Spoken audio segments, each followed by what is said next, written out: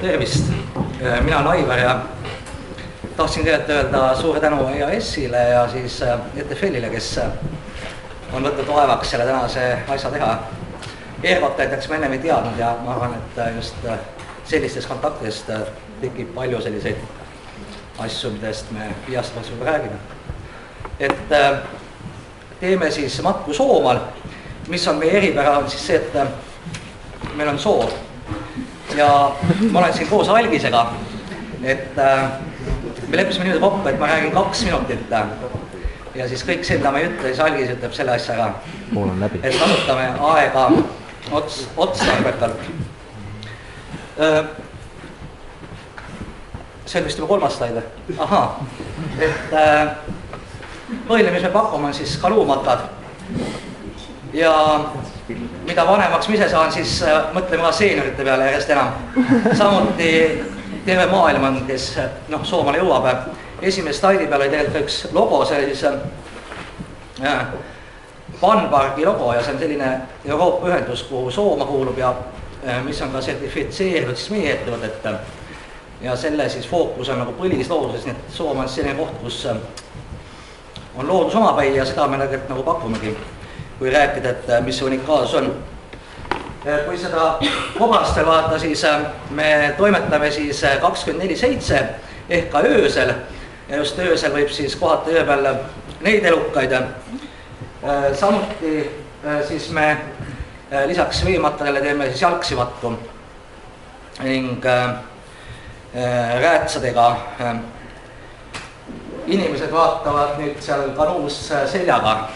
Aga järgmisel pildil on üks inimene, kes vaatab kaadrisse, et me siis tegutseme aasta ringi, sügisene selline eri teema on meil erinevad marja ja seene korjamise hetked ning talvel siis ka käime siis jalgsi looduses ja kuna jõed on järes, siis neid samasid jõgesid pidi sõidame kelkudega. Jah, see pilt. Et järgmine pilt peaks olema 5. aastajast, et see on see, mis on nüüd Sooma teinud võib-olla Eestis kõige tuntumaks.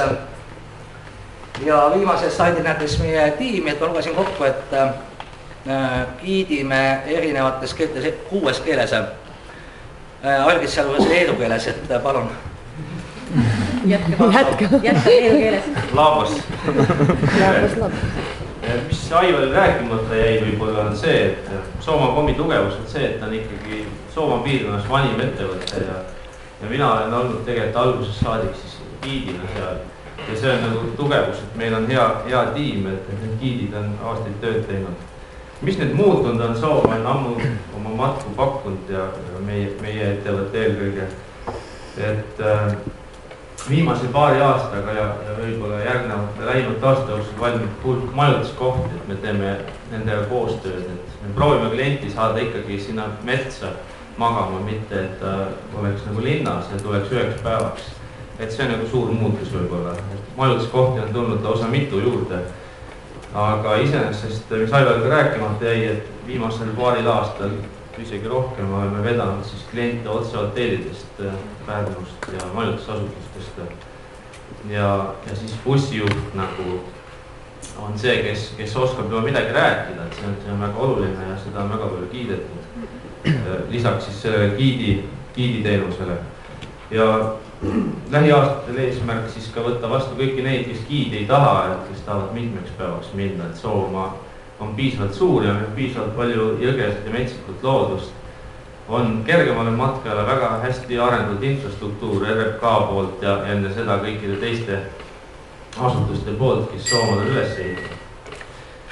Nii, lühidalt kõik. Tulge meile äkki, Tulge meile. Aitäh.